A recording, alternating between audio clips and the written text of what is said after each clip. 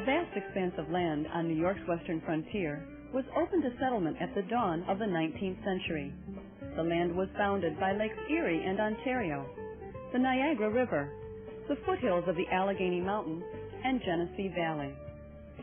An early circular depicted the area as covered with rich soil and plenty of water, suitable for every type of settler.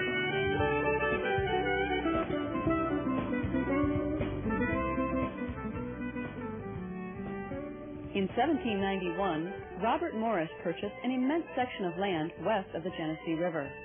Morris had signed the Declaration of Independence and financed much of the American Revolution. In 1793, he sold 3.3 million of the New York acres to a group of Dutch investors who would eventually form the Holland Land Company.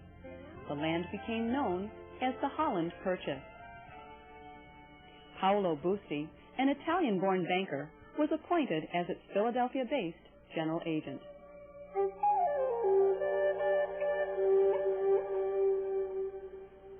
Morris would not be paid for the land until the Seneca Indians gave up their claim to it.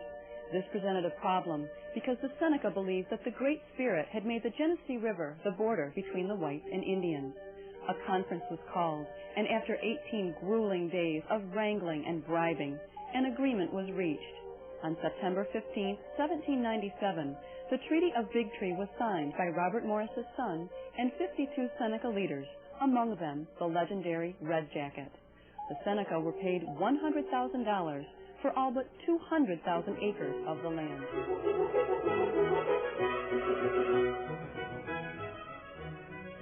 Joseph Ellicott was selected to survey the Holland Land Company's new holdings.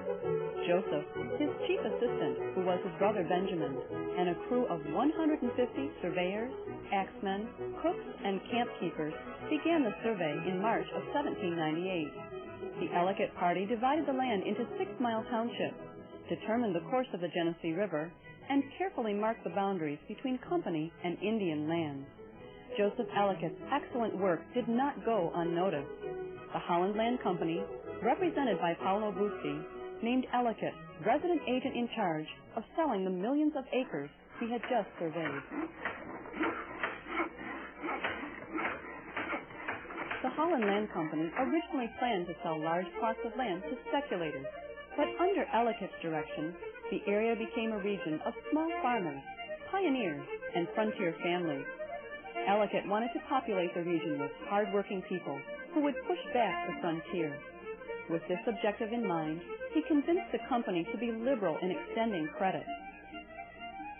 The average price per acre was $2.50. Some settlers made down payments of as little as 25 cents, with the promise to clear the land and put up houses and fences.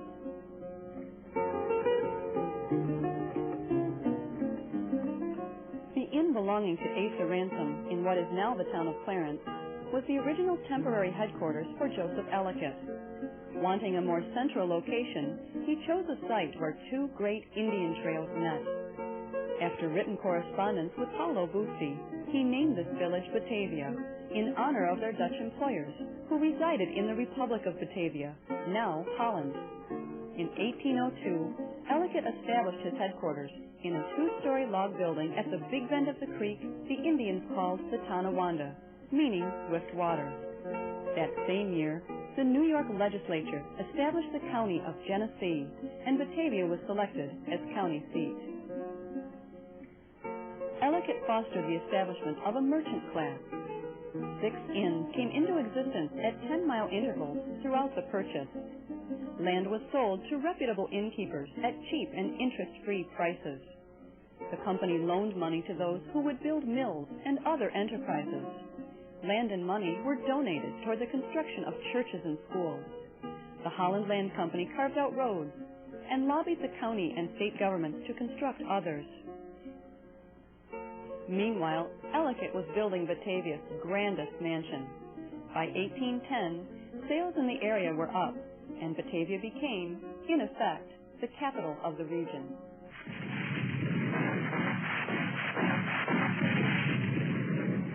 The British burned Buffalo to the ground in 1813, and the American army gathered at Batavia.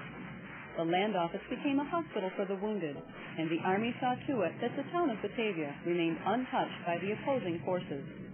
In 1815, a two-story building was constructed to house the land office. The stone exterior would protect the accounts, land deeds, and cash from fire. Today, this building houses the Holland Land Office Museum. By 1820, the population of Western New York exceeded 100,000. Joseph Ellicott's dream was being realized. At the same time, his abrasive personality had made him many enemies. His open disapproval of New York Governor DeWitt Clinton made the Holland Land Company nervous. In 1821, Ellicott resigned his post at the request of Paolo Busti. By 1825, he was committed to a New York City asylum because his mental health had deteriorated. He eventually hanged himself in 1826.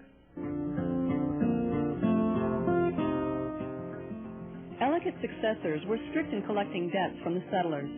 During the late 1820s and 1830s, the hard-pressed families began to resent the control of foreign investors.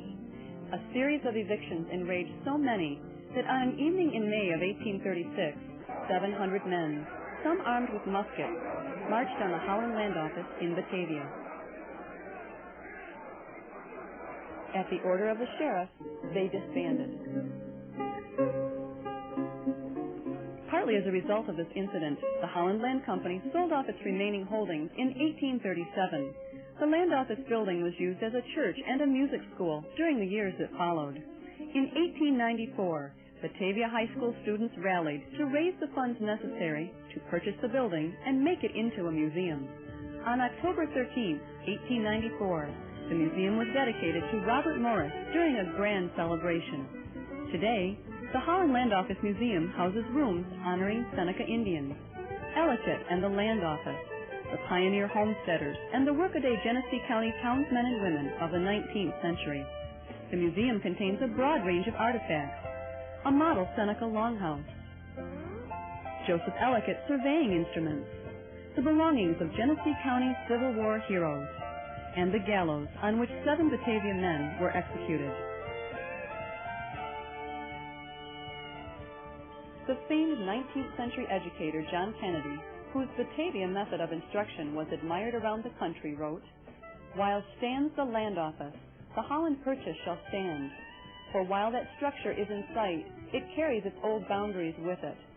The land office preserves the autonomy of the region, the real unity of common origin, common conditions, common toils, and triumph."